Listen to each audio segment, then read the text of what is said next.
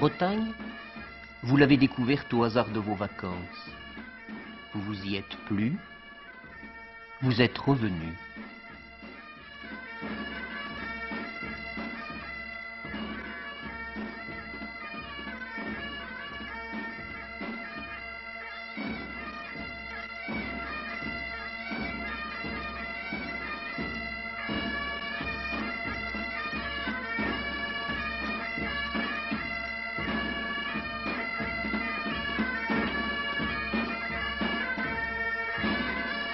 Mais cette Bretagne de vos vacances connaît aussi certaines convulsions.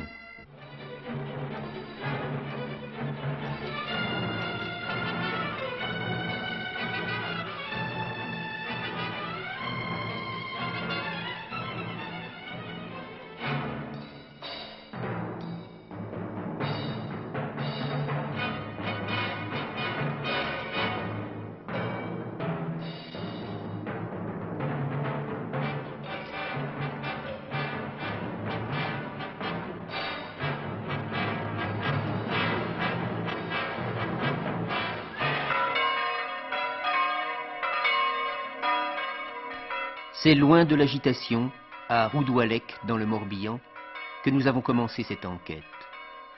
Roudouallec, Morbihan, à l'heure de la sortie de la messe.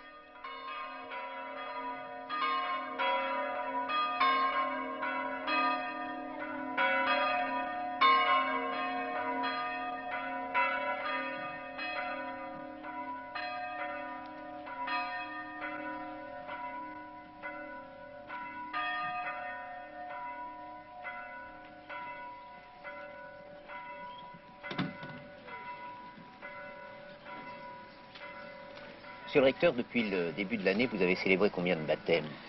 Depuis le début, 6 baptêmes. Combien d'enterrements? D'enterrements. 16 enterrements. 16 décès. Plus d'enterrements par conséquent que Plus de baptêmes. d'enterrements, oui. Et pour le moment, il y a eu donc 3 mariages. Ce qui veut dire par conséquent que il y a ici donc un exode assez important. À Mautreffe, il y a aussi le problème de l'exode rural. Nous avons eu, par exemple, en 1965, 15 enterrements contre 8 baptêmes. Au chapitre des mariages? Des mariages, nous en avons 10 cette année. Toutes les jeunes filles s'en vont. Toutes. Sans exception? Sans exception. Monsieur le maire, l'exode rural n'est pas le propre de ces dernières années. N'a-t-il pas commencé voilà bien longtemps? Oui, il y a déjà de nombreuses années. Parce qu'en 1911, nous avions 1000 habitants. En 1936, nous en avions 796 et en 62, 585. Cet exode a laissé des cicatrices au cœur de la Bretagne, et il n'est que de bavarder avec les paysans pour comprendre que d'autres départs se produiront encore. Monsieur, c'est là votre troupeau? Oui, c'est ça, mon troupeau. Là, j'ai 4 mauricaines. Et puis la noire, là, c'est une américaine croisée de la frissonne française. Et on arrive à faire environ dans les 6 à 700 000 francs bruts de l'année. Mais une fois qu'on a déduit le prix des engrais qui ne fait qu'augmenter tous les ans, qu'on a payé la vieillesse, l'assurance obligatoire, les prestations familiales, les prestations pour les routes et puis tout, finalement, à la fin de l'année, il ne nous reste rien. C'est pour ça que nous sommes obligés de se déplacer pour faire des saisons. Qu'est-ce que vous entendez par l'affaire des saisons? Et on fait le binage des betteraves à sucre, soit en Beauce ou dans d'autres départements. Moi, j'en ai fait déjà plusieurs. J'ai fait l'Aisne, l'Oise, la Somme, j'ai fait même Lyon. Puis cette année, j'ai fait le Loiret. Et alors, quand vous n'êtes pas là, qu'est-ce qui se passe? Mais c'est ma femme qui s'en occupe de tout. Vous avez- Que là, mon fils, qui a eu son CAP l'année passée, il travaillait chez M. Boulben, là, comme menuisier et charpentier. Puis il donnait un coup de main à ma femme avant de partir le matin. Et puis le soir, quand il rentrait. Il ne veut pas entendre parler Oh d'agriculture? non, non, non, il dit que c'est le dernier métier après le bagne. Je restais à la terre, mais dans notre commune, il n'aurait même pas trouvé une jeune fille à se marier. Et les jeunes filles n'en veulent plus des fermiers.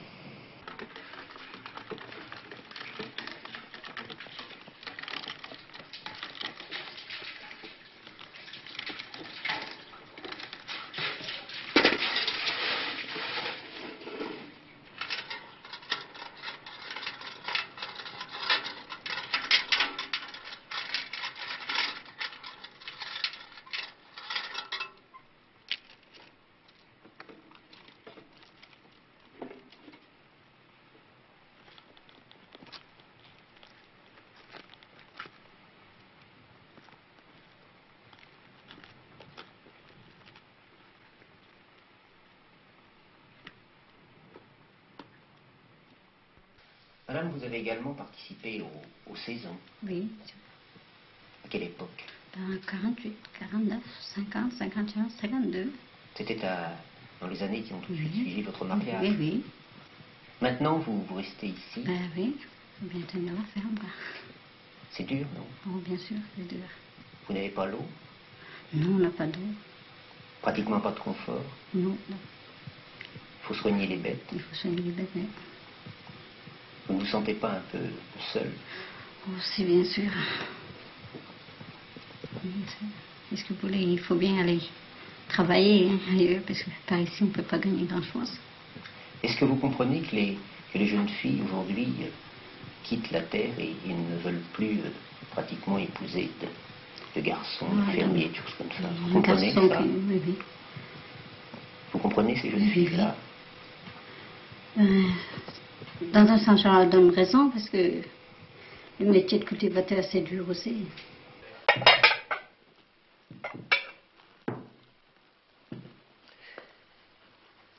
Mademoiselle, quelle profession exercez-vous? Femme de chambre et fille de salle, monsieur. Vous avez quitté la ferme paternelle, mais vous n'avez pas quitté pour autant la Bretagne. Non, monsieur. Il est possible de vous demander pourquoi vous avez quitté la ferme? Oui, parce que la ferme chez nous est très petite et il n'y a pas de travail comme pour moi. De toute façon, j'ai mon frère qui est à la ferme aussi. Ma mère, elle est veuve, alors la ferme n'est pas assez importante pour nous deux. Alors, automatiquement, c'est mon frère qui doit rester. Parce que c'est pas moi. Parce que, je sais pas, moi je suis pas à même de l'aider non plus. Alors, il faudra que j'aille en ville, moi. Et en ville, qu'est-ce que vous voudriez faire? Je sais pas, enfin, je suis pas fixée encore, peut-être dans un hôpital, enfin, je ne sais pas du tout. Vous ne souhaitez en tout cas pas continuer ce genre de travail? Non, je ne continuerai pas. Mais un jour, vous êtes appelé à vous marier. Oui. Vous pouvez épouser un cultivateur, un agriculteur? Ah, je n'irai pas. Ah, non, ça je ne ferai pas. Mademoiselle, s'il vous plaît. Oui. Mademoiselle, vous ne pensez pas, vous, quitter la ferme? Un instant, non, si vous voulez nous accorder un petit instant. Non. Non. Vous aimez le travail que vous effectuez ici? Oui. Oui. Ça ne vous paraît pas trop dur, pourtant, non, ce travail? Non. Au point de vue confort, parlez-nous un petit peu du confort dont vous disposez à la ferme. Vous Nous, on n'a pas de tracteur. Oui. On n'a qu'une simple maison, maintenant. Et on pense à ranger une autre. C'est vous qui effectuez le travail des champs? Oui, oui, la plus grande partie, oui. C'est un travail d'homme que vous effectuez, là? Oui. Il n'y a que moi et mes parents, assez. Il faut faire. Vous êtes habitué à faire cela? C'est-à-dire que pratiquement vous n'avez fait que ça depuis votre enfance? Non. Et vous ne pensez pas quelquefois à prendre des congés, à pouvoir bénéficier d'un Ah non, ça ne me me dit rien. La machine à laver, par exemple? Non. Non. Et même pour le travail des champs, vous n'avez pas la possibilité de vous équiper, de travailler avec moins de peine? Si, mais on paye un tracteur de temps en temps, comme ça. Il y a moyen à faire. Vous avez voyagé? Oui. Vous avez été jusqu'où? Jusqu'à Fougères.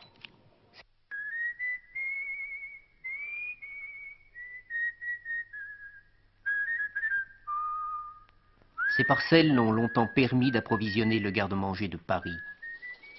Mais pour garnir celui de l'Europe, les dimensions sont trop exiguës. Aussi les haies des chemins creux sont-elles livrées aux pelles des bulldozers.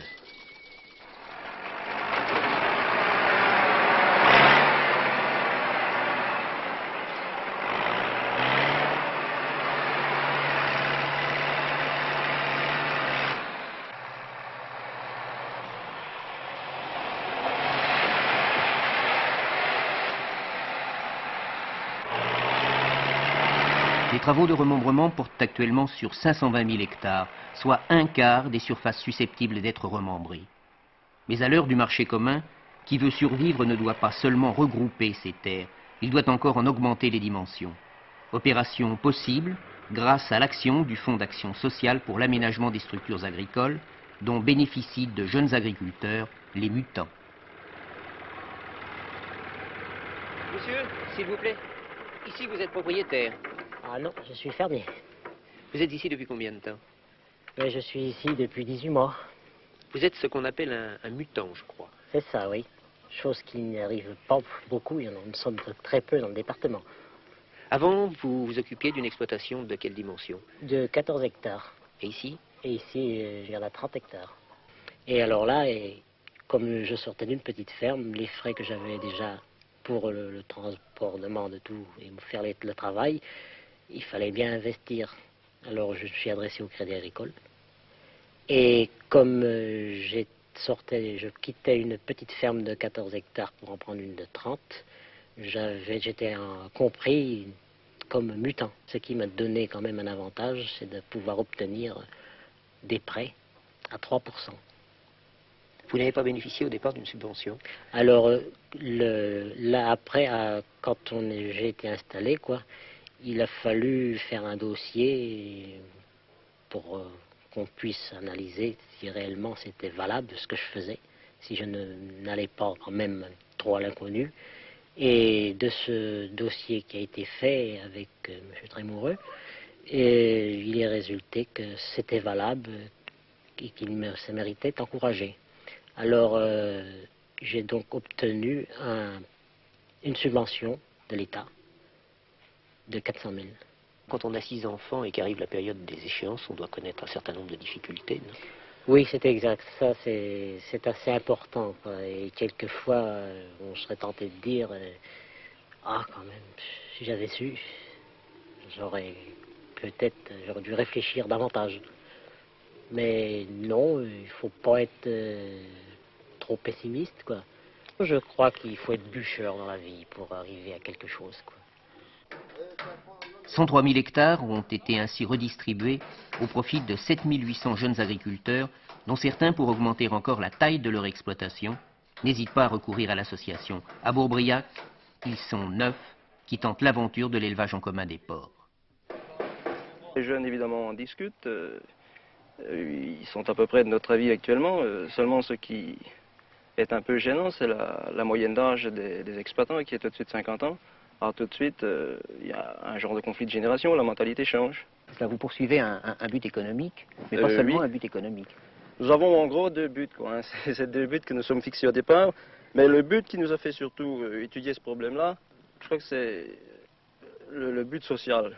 Parce que nous nous sommes rendus compte que nos époux sur l'exploitation avaient un surcroît de travail. Parce qu'elles avaient non seulement à s'occuper de la maison, mais justement pour une grande partie de cette production porc. Alors c'était pas tout à fait normal parce que tous les jours c'était un travail qui leur revenait. Alors notre but en faisant ceci, c'est de libérer l'époux sur nos exploitations et nous-mêmes en même temps évidemment. Alors ça nous donne du temps plus libre pour notre formation parce que nous n'avons pas eu tellement étant jeunes et nous sommes continués à nous obliger de nous former. C'est dire que vos épouses ont pris une part importante dans votre décision? Ah, ils nous ont certainement poussés. Je crois qu'au départ, ma foi, certaines n'y croyaient peut-être pas trop, mais elles ont discuté. Certaines, à certains moments, ont suivi des réunions, quoique ce n'est pas toujours facile avec les enfants, évidemment. Mais comme les réunions se faisaient de maison en maison, chacun son tour, les épouses, à tour de rôle, y participaient, évidemment. Parlez-nous un peu des vacances. Pour les vacances, pour le moment, c'est un peu un grand mot pour les cultivateurs dans la région. Pour nous-mêmes, pour le moment, on y pense. Enfin, c'est peut-être lointain encore. C'est peut-être pas aussi éloigné qu'on le pense, mais c'est un but aussi. Parce qu'il est tout à fait normal que les exploitants, les cultivateurs, comme les autres professions, puissent prendre des vacances. Ne serait-ce que 8 jours, par exemple, au départ. Et vous pensez précisément que cette association vous permettra de connaître des vacances? Peut-être pas encore dans l'immédiat, mais nous pensons qu'une fois terminé ici, une fois libéré nos exploitations de cette production, en équipe, par exemple en se relayant à 2 exploitants, ça devrait être possible. Optimiste quant à l'avenir? Optimiste, oui. Quoi qu'à certains moments, je pense, pour ma part, et je crois que mes collègues pensent pareil, si les pouvoirs publics voulaient bien nous aider, il me semble qu'on devrait arriver à un résultat. Ça serait à refaire. Vous le tenteriez? Alors on recommencerait. Quelles que soient les difficultés qu'on ait rencontrées.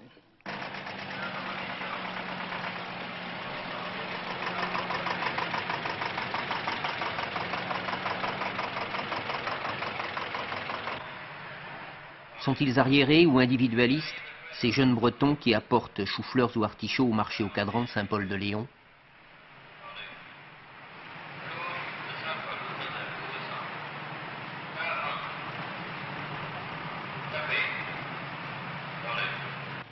Dernier lot près, 1200 kilos. 41, sévère. Attendez.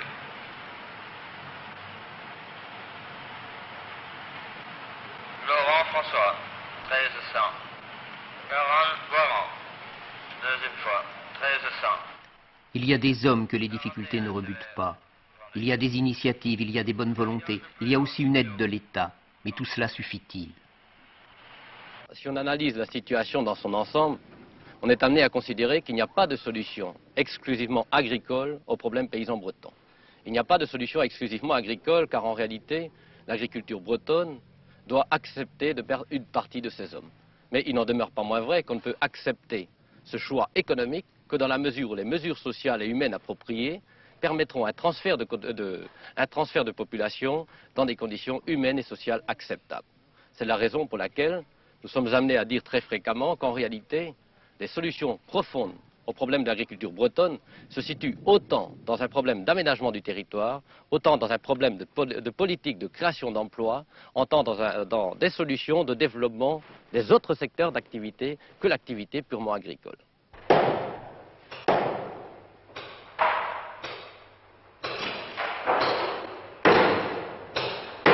Créer des emplois, cela veut dire d'abord aménager l'industrie, une industrie qui longtemps a été à l'image de l'artisanat.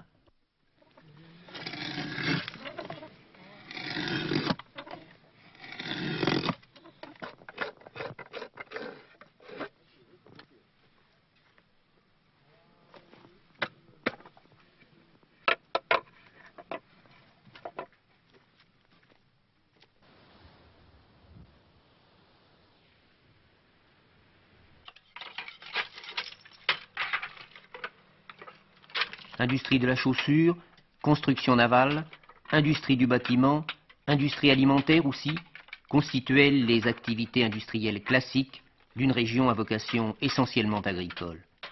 Il en fut ainsi jusqu'en 1960, date à laquelle fut prise la décision d'industrialiser la Bretagne afin d'endiguer l'exode rural.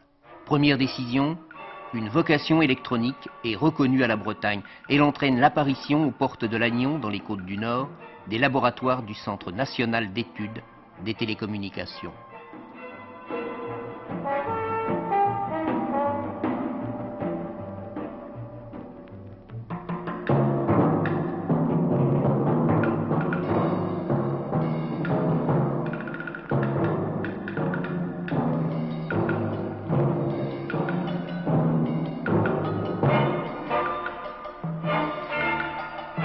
Depuis, 5 usines sont venues s'installer au voisinage du CNET, entraînant la création de 1000 emplois nouveaux, alors que dans la lande de Pleumeur-Baudou, l'édification de la station de communication spatiale permettait à la Bretagne d'être à l'écoute du monde.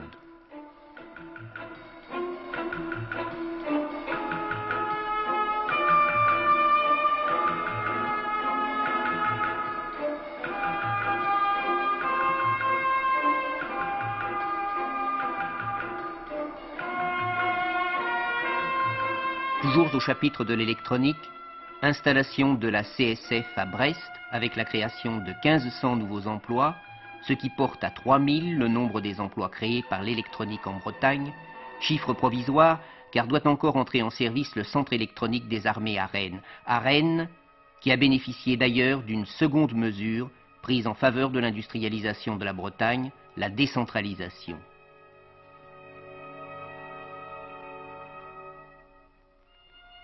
Se sont installés tour à tour à Rennes Citroën, 10 000 emplois créés à ce jour. Eternit, 300 emplois créés. Fairchild, 600 emplois. Havane, Michelin, 600 emplois. À Lorient-Querpont, Renault, 600 emplois. Bref, c'est plus de 15 000 emplois qui ont été créés de 1962 à 1966, sans compter les 300 emplois résultant de l'installation du joint français à Saint-Brieuc. Caractéristique des pièces d'étanchéité fabriquées ici, le centre de gravité de leur vente se situe à 150 km à l'est de Paris. Trop à l'étroit à Beson, M. Delalande n'a cependant pas hésité à venir s'installer à Saint-Brieuc. Parlons des avantages que vous a procuré cette... Eh bien, les avantages, côté gouvernemental, nous avons été aidés. aidé par des primes spéciales de décentralisation, aidé d'autre part par la municipalité Saint-Brieuc qui nous a fait des conditions très avantageuses pour ce qui concerne en particulier la fourniture d'un très grand terrain. Mais il y a des inconvénients, non? Des inconvénients, il y en a relativement peu, mais enfin l'inconvénient le plus important que nous pouvons retenir, c'est la question de transport. Ayant à apporter la matière première à 500 ou 600 km et à la retourner à peu près au même point, nous avons 1000 km de transport, ce qui nous fait augmenter approximativement de 20 francs anciens, en somme, le prix du kilo de nos matières produites. Il ne s'agit pas à proprement parler d'une rente de situation. Comment? Il ne s'agit pas à proprement parler d'une rente de situation. Non, évidemment, mais enfin, nous estimons que les avantages et les inconvénients se compensent et au fond, cette opération est une opération tout à fait normale. Parlons un peu de la main-d'œuvre, si vous voulez bien. Bien, cette main-d'œuvre est une main-d'œuvre qui, au départ, n'est-ce pas, nous paraît assez lente, mais au bout de peu de temps, n'est-ce pas, il se révèle que sa régularité est telle par rapport à la main-d'œuvre de la région parisienne que dans l'ensemble, tout ce qu'on pense, c'est que nous avons ici une bonne main-d'œuvre. Particularité, M. Delalande, cette main-d'œuvre, vous en assurez la formation professionnelle. Oui, nous faisons la formation professionnelle de cette main-d'œuvre. Nous sommes aidés évidemment par le gouvernement pour cette formation, mais enfin, étant donné de la spécialité, nous sommes obligés de nous en occuper nous-mêmes. Ça se passe très très bien et la collaboration entre les deux organismes est parfaite. Vous n'éprouvez pas quelques difficultés au chapitre du logement de la main-d'œuvre? Au point de vue logement, oui, beaucoup de difficultés. Nous avons dans le département des quantités de personnes intéressées par des places au logement français. Et malheureusement, au moment où ils décident de venir, ils ont des difficultés à trouver de logements. Il faudrait que beaucoup plus de logements soient mis à nos dispositions au fur et à mesure de nos besoins. Enfin, dernière question, si vous nous parlez du téléphone. Oui, ben, le téléphone, lorsque nous nous sommes installés ici, nous avons eu une très très grosse surprise, c'est qu'il était absolument impossible d'obtenir une communication avec Paris.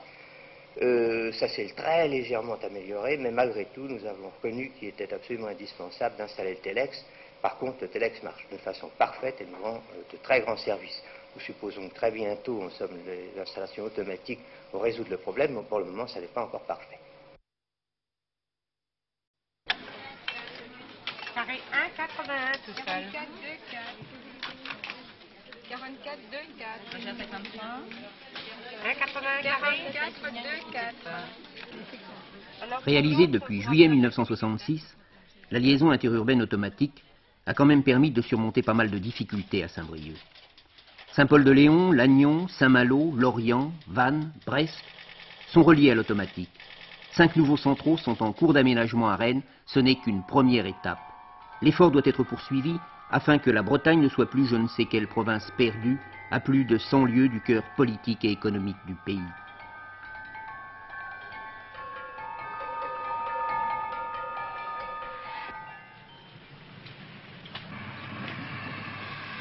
Et ce qui est vrai pour les télécommunications l'est également pour les liaisons ferroviaires.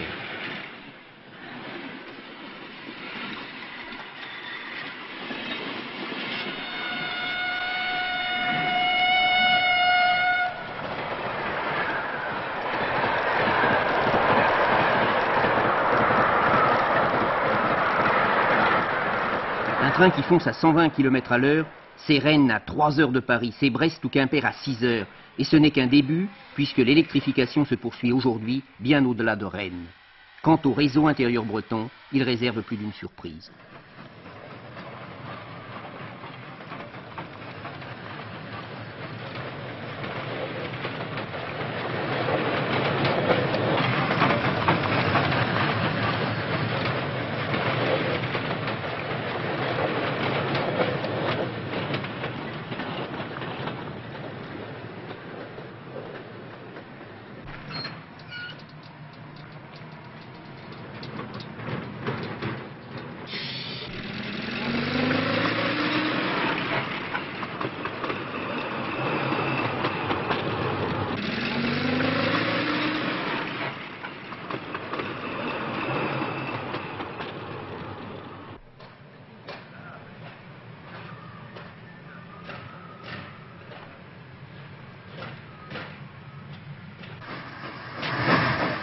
Matériel vétuste, voies étroites, trafic réduit, transbordements nombreux, bref, l'abandon du réseau intérieur fut envisagé. En fait, la ligne Guingamp-Carhaix sera conservée et mise à voie normale. Le Châteaulin, s'il vous plaît. 5,70. Alors, c'est pas le dernier voyage qu'on fait? Le dernier voyage que vous avez fait, pourquoi? Pourquoi? Parce que parle de supprimer, là. Je parle de ça depuis pas mal de temps déjà, mais ça ne fait rien. Ah oui, parce qu'on a quand même un service ici, un service sur Guingamp, par exemple, qui marche quand même De toute façon, assez bien. la mise à voie normale de la ligne de Guingamp est prévue. La mise à voie normale est prévue, oui. Est prévue. C'est ça. Autrement, tous les autres sont supprimés. En C'est principe, il aurait fallu un axe quand même pour relier Guingamp à Rospordin. Ça fait Oui, un bien axe sûr, mais sur Paris-Brest c'est et pas- Paris-Capelle. Je ne peux pas vous renseigner là-dessus, parce que je n'en sais rien moi-même. Ah bon, d'accord. Et puis, une solution de remplacement, alors, ce serait laquelle? Ce serait le car? Je parle de car. Vous pensez qu'un car, c'est valable sur des routes comme ici?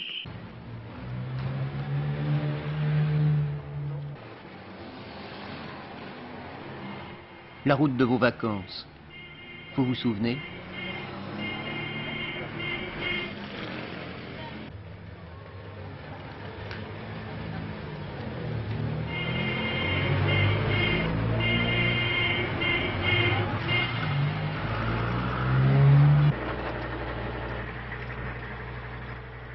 Monsieur, vous faites souvent la route ici? Très souvent cette route-là. Très souvent en direction de Rennes. Pas bonne, n'est-ce pas? Épouvantable. Et pas facile de doubler ni de croiser. Trop étroite cette route pour doubler et croiser. Il faut être toujours la tête à son travail et ensuite regarder le rétroviseur sans arrêt. Mais ça va quand même aller mieux, là on arrive dans une zone où des travaux sont en cours. Ça va à présent. Arrivé là, c'est du tonnerre. Qu'est-ce que vous pensez de ces nouveaux travaux, de cette nouvelle route? Ce sera une bonne chose, il y en avait besoin il y a longtemps. Nous avons eu assez de difficultés à rouler sur cette route-là. Pour adapter le réseau routier au trafic, d'autres travaux sont en cours. Sur l'axe Rennes-Châteaulin, bien sûr, mais aussi sur l'axe de pénétration nord à Lamballe, à Guingamp, à Morlaix, sur l'axe de pénétration sud aussi.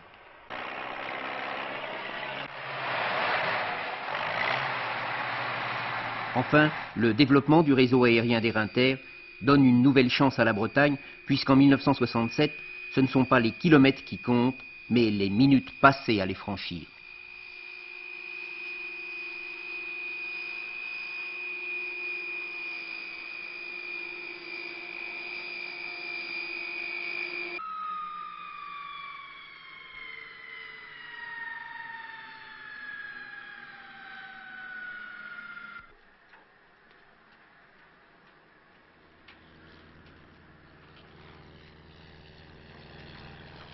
Quatre lignes sont en service l'hiver, 6 l'été, certaines liaisons étant assurées par les Bretons eux-mêmes, tels Rousseau Aviation à Dinard. Mais l'effort entrepris ne porte pas seulement sur les moyens de communication. Les structures d'accueil sont elles aussi aménagées. À Brest, à Lorient, à Saint-Brieuc, à Rennes, un peu partout en Bretagne ces dernières années, des groupes d'habitation ont surgi de terre.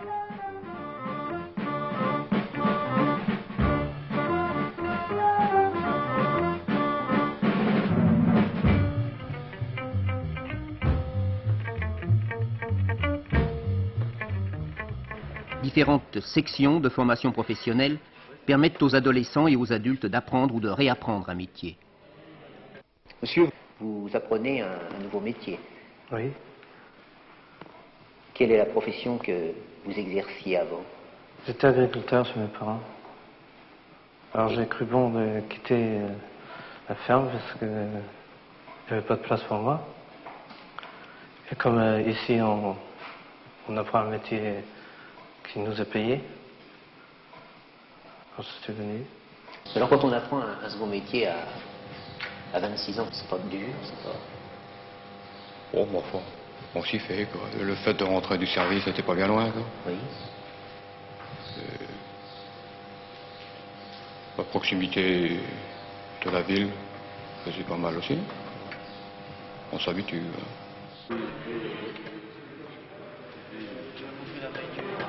Conçus pour fixer dans les principales villes une partie des jeunes ayant quitté la terre, les centres de formation professionnelle offrent donc aux industriels une main-d'œuvre qualifiée susceptible d'être utilisée aussi bien dans l'industrie du bâtiment que dans les industries mécaniques.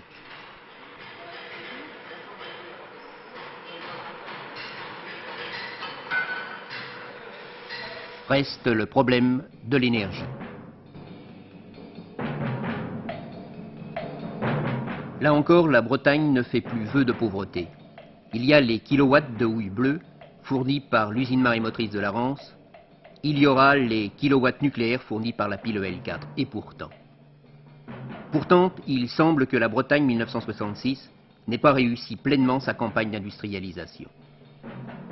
Circonstance atténuante, la fermeture progressive des forges d'Hennebeau.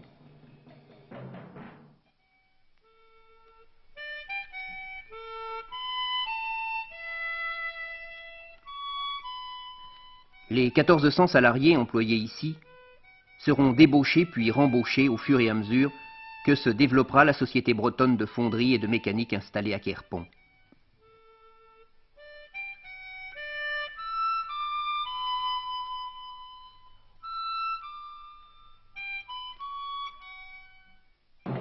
Autre circonstance atténuante, le ralentissement de l'activité de l'arsenal et par voie de conséquence, le ralentissement de l'embauche.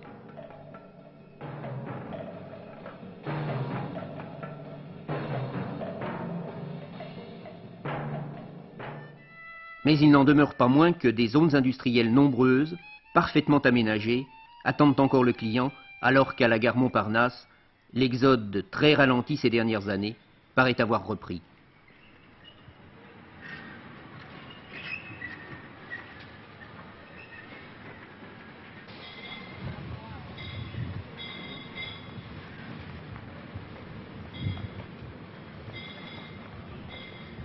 J'ai l'impression que l'exode est plus important ces temps-ci. La marque, c'est que j'ai reçu pas mal de jeunes filles très jeunes, trop jeunes. En général, c'est lorsque le travail baisse là-bas qu'elles arrivent à cet âge-là. Il y a eu des usines qui ont été situées en Bretagne, qui ont été organisées en Bretagne. Pendant un temps, le temps qu'elles se remplissent, ça a été un petit peu plus calme. Maintenant, j'ai l'impression que ça reprend. 3000 emplois créés en 1966 au lieu de 5000 prévus, voilà ce que l'on apprend dans ces différents PC bretons de la gare Montparnasse. Mais pourquoi ce déficit de 2000 emplois? Lorsque l'expansion est forte, la décentralisation est forte parce que si l'industrie se développe à un rythme de 7 ou 8% par an, il y a un très grand besoin de locaux industriels nouveaux. Au contraire, si l'industrie ne se développe qu'à un rythme de 4 ou de 5% par an, elle n'a pas besoin de créer des usines nouvelles puisque les progrès de la productivité suffisent à absorber ce développement. Par conséquent, si en 1965 et 1966, on n'a pas connu le rythme de progression en Bretagne qui a caractérisé les années précédentes, c'est en premier lieu à cause d'un certain ralentissement de la conjoncture générale. Et puis alors, la deuxième chose que je voudrais dire, c'est que dans la partie correspondant à des villes comme Rennes, à des villes relativement moins éloignées de Paris, on constate au contraire que les années 1965-1966 ont connu un certain nombre de réalisations et un certain nombre de projets nouveaux. Si l'on amène en ce moment un industriel à Rennes, par exemple, il est très frappé de voir tous les chantiers qui s'ouvrent, tant en ce qui concerne l'université, par exemple, qu'en ce qui concerne l'extension de Citroën, qu'en ce qui concerne le futur centre de recherche de l'électronique du ministère des Armées ou le futur centre de recherche d'un très grand groupe industriel de la pharmacie et de la chimie. En tout cas, toutes ces villes connaissent un développement assez frappant. En revanche, il est exact que l'ouest le plus éloigné, la partie de la Bretagne à l'ouest de Rennes, a connu un certain piétinement pendant les 2 dernières années. Parlons un petit peu, si vous voulez bien, de cet extrême ouest. Parlons des mesures qu'il serait possible de prendre pour accélérer ou hâter tout au moins une industrialisation dans cet extrême ouest et en particulier dans sa ville la plus importante, je pense à Brest. Oui, il faut d'abord se souvenir qu'on ne peut pas envoyer dans l'extrême ouest n'importe quel type d'industrie, parce que les coûts de transport sont un phénomène qui joue de façon très diverse, suivant que l'industriel fabrique des produits très peu encombrants, comme des stylos, des transistors, des produits pharmaceutiques, ou qu'au contraire, il fabrique des produits très volumineux qu'on ne peut pas, à ce moment-là, produire très loin des marchés de consommation, marchés de la région parisienne, marchés d'exportation de l'Allemagne ou de l'Italie. Par conséquent, l'effort de prospection que nous allons faire sur des villes comme Brest s'adresse en priorité à des industries qui, dans ces villes éloignées de Paris, seront viables et qui, par conséquent, seront relativement peu sensibles au problème des coûts de transport. Nous offrons actuellement aux industriels qui acceptent de s'implanter à Brest des avantages financiers sous forme de primes et sous forme de prêts à taux d'intérêt réduits, dont le montant total représente plus de 40% de l'investissement. Ce montant, ces 40% d'aide, n'ont été atteints qu'à Lorient à l'occasion de l'opération de reconversion d'Hennebon et ne sont atteints nulle part ailleurs en France.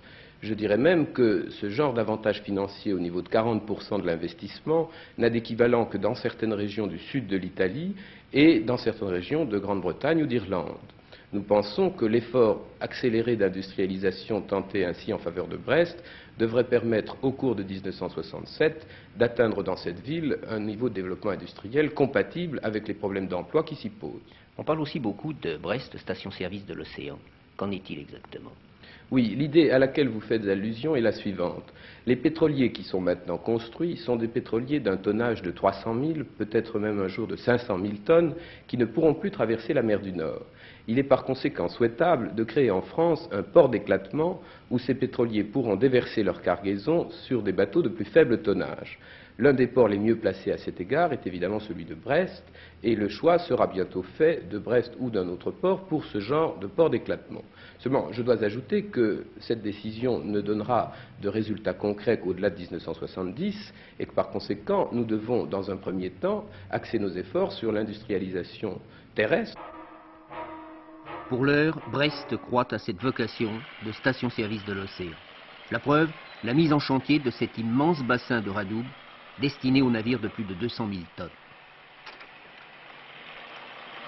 Coût des travaux, 14 millions de francs.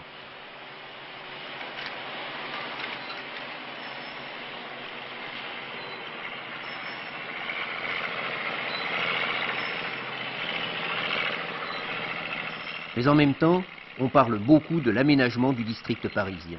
Alors, en 1955, il se créait dans la région parisienne 35% des surfaces industrielles nouvelles par rapport à toute la France, et qu'il ne se crée plus en 1965, qu'il ne s'est plus créé en 1965 que 11% des permis de construire industriels nouveaux par rapport au total français.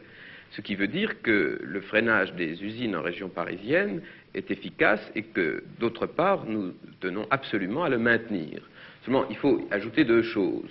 D'abord qu'il ne s'agit pas seulement de limiter le développement industriel de la région parisienne. Il y a aussi tous les emplois qui sont les emplois du secteur administratif. Et dans ce domaine administratif, il est évident qu'il y a un gros effort de décentralisation à faire vers la Bretagne et vers les autres régions. Je pense par exemple au projet de centre de redevance de l'ORTF à Rennes. Eh bien, il est évident que si l'on peut installer à Rennes les services de perception de la redevance de l'ORTF, par exemple, c'est un service qui créera de nombreux emplois et qui sera sûrement plus à sa place en Bretagne que dans la région parisienne. La deuxième chose qu'il faut dire à propos de la décentralisation, c'est que la décentralisation apporte un élément précieux, une contribution précieuse au développement industriel de régions comme la Bretagne, mais que cette région ne doit pas tout attendre des usines ou des bureaux venus de Paris. Il faut aussi, et notamment dans les villes moyennes, que le développement provienne des usines de la région, du développement des usines locales.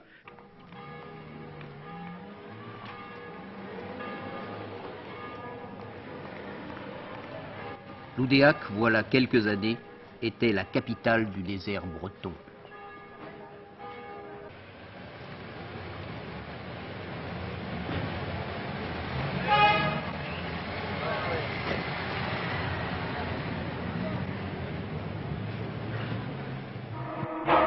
Tout a commencé par la remise en état et l'agrandissement des abattoirs. Ensuite, des industries complémentaires de l'agriculture se sont installées ici. Une usine d'alimentation pour bétail et une usine de traitement et de conservation de la viande. Aliments, élevage local, abattage, conditionnement, le cycle était bouclé. C'est une opération qui a coûté beaucoup de soucis à son maire et aussi un peu d'argent. La commune, d'ailleurs c'est une moyenne en France, considère qu'il faut de 4 à 5 millions d'anciens francs d'équipement général, en école, voirie, loisirs, par emploi créé. Mais alors créer 1000 emplois, ça nécessite des capitaux importants, monsieur le maire. Ces capitaux, comment les obtenir? Comment avez-vous fait? Il y a 3 sources. il y a d'abord les industries qui, eux, ont amené des capitaux par autofinancement. Il y a l'État. L'État qui a bien voulu investir ici. Dans la mesure où l'investissement paraissait viable et rentable, l'État a accepté de financer. Il y a aussi la commune. L'impôt.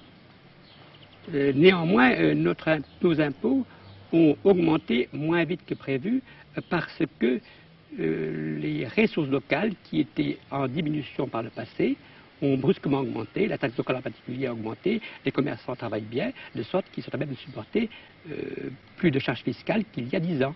De sorte que maintenant, même si leurs charges fiscales ont quadruplé, si leurs ressources ont décuplé, ils n'y perdent pas.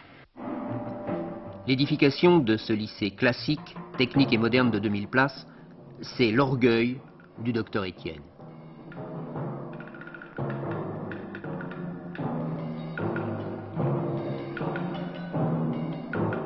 Une telle réalisation témoigne non seulement d'une saine volonté de survivre, mais encore d'une belle confiance en l'avenir.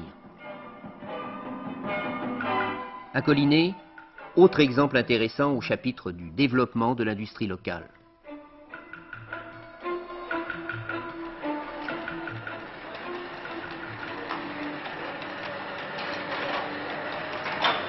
On a avancé tout doucement, pas plus vite qu'il fallait.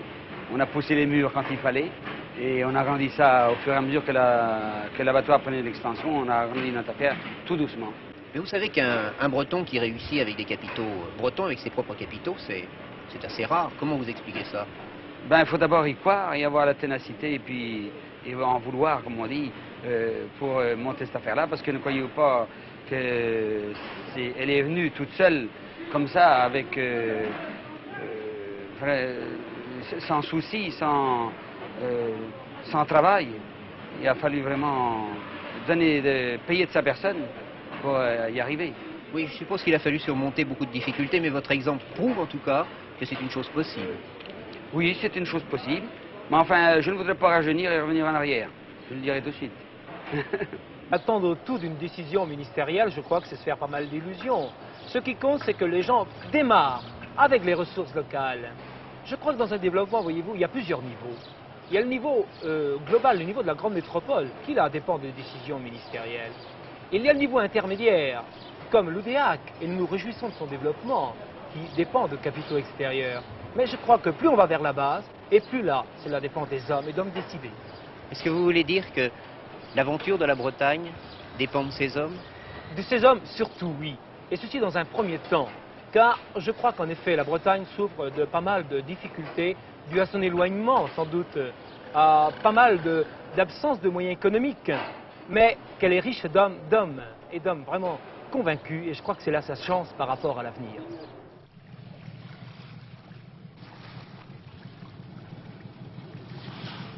Qu'ils soient marins, qu'ils soient terriens, les Bretons sont nés face à la mer.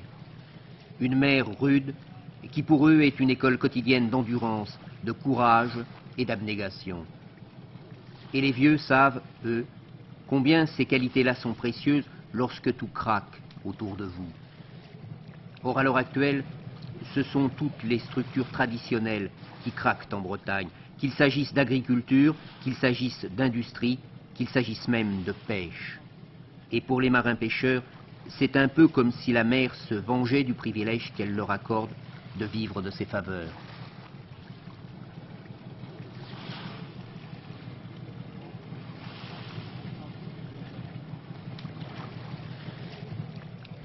De drôles de moments, bien sûr, mais 5 minutes de terre devant un quart de rouge, tout ça s'est passé là, et puis on renvoie un autre s'il faut, et terminé.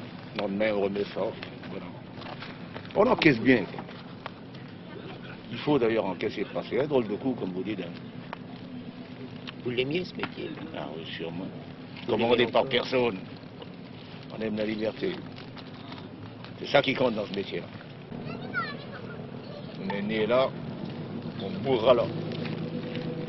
Autrement, je peux rester à terre et ça serait pas. Tant que je pourrais me lever, je dirais, oh merde. Ça, c'est dans le sang. Ils veulent agir, aimer, bâtir. Alors, pourquoi ne doublerait-il pas ce cap breton?